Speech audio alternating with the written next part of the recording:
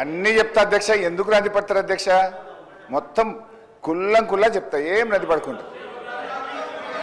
ఎన్నిసార్లైనా question అడగండి, అన్నీ చెప్తా అధ్యక్ష. ఫస్ట్ ఎవడా యూజ్లెస్ ఫెలో దొంగ అన్నది 100 సార్లు అంట. నన్ను ఎవడైనా దొంగ అంటే వాడు యూజ్లెస్ ఫెలో అన్న తప్ప వాళ్ళు అన్నది కదా అధ్యక్ష.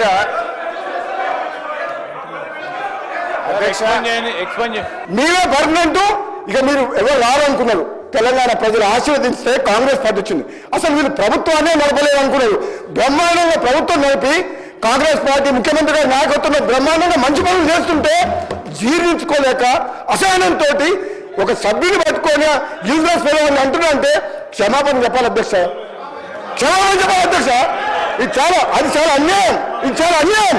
ఎందుకంటే ఈ సభ గౌరవాన్ని ఒక సీనియర్ సభ్యుడు ఆ విధంగా సభ్యులు ఉద్దేశించి మాట్లాడుతుంటే తెలంగాణ కోసం పోరాడింది మీరు ఒక్కరు అనుకుంటే తెలంగాణ రాలే. ఇది ఇచ్చింది తెలంగాణ కాంగ్రెస్ పార్టీ.